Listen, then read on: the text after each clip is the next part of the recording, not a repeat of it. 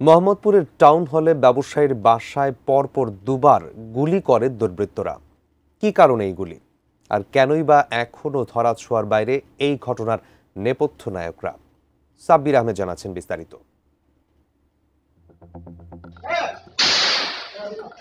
এক মাস 4 দিন এই সময়ের মধ্যেই মোহাম্মদপুরের আবাসন ব্যবসায়ী চন্দ্রিমা হাউজিং এর ব্যবস্থাপনা পরিচালক মনির হোসেনের বাসায় দুইবার গুলি করে সন্ত্রাসীরা।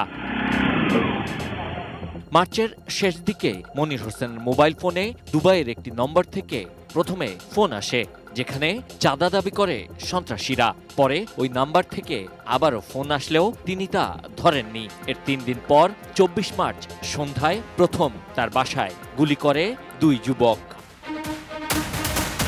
এই ঘটনায় ব্যবসায়ী মনির হোসেন মোহাম্মদপুর থানায় মামলা করেন। ঘটনাস্থল একাধিকবার পরিদর্শন করে গোয়েন্দারা। গ্রেপ্তার করা হয় একজনকে, কিন্তু তার কাছ থেকে তেমন কোনো তথ্য পায়নি পুলিশ। এই ঘটনার রেশ কাটতে না কাটতেই 28 এপ্রিল আবারও টাউন হল এলাকায় ওই ব্যবসায়ীর বাসায় মোটরসাইকেলে করে আসে দুই যুবক। তারা একই কায়দায় আবারও গুলি করে পালিয়ে যায়। পরপর দুইবার গুলির ঘটনার পর বাসার নিরাপত্তা জোরদার করেছেন ওই ব্যবসায়ী।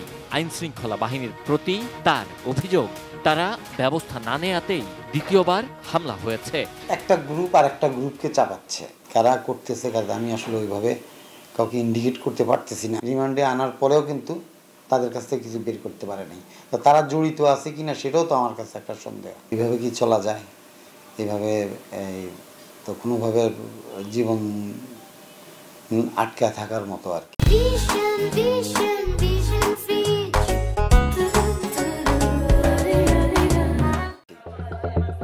দুইবার গুলির ঘটনায় পুলিশ এ পর্যন্ত 2 জনকে গ্রেপ্তার করেছে।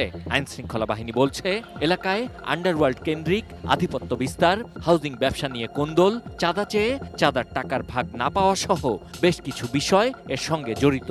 যে 2 জনকে গ্রেপ্তার করেছি তাদেরকে জিজ্ঞাসাবাদে আমরা কয়েকটি সূত্র পেয়েছি। সেই সূত্র নিয়ে কিন্তু আমরা এখনো কাজ করে যাচ্ছি। তো এটির যথেষ্ট অগ্রগতি হয়েছে। এটার পেছনে কারা রয়েছে সেগুলো আমরা আইডেন্টিফাই করার চেষ্টা করছি এবং আমরা শিওর হলে আমরা অবশ্যই তাকে আইনের আওতায় আনব। এলাকায় নিজেদের পেশি শক্তি দেখিয়ে চাঁদাবাজি করতেই সন্ত্রাসীরা দিন দিন বেপরোয়া হয়ে উঠছে। Sabbir Ahmed, ATN news, Dhaka.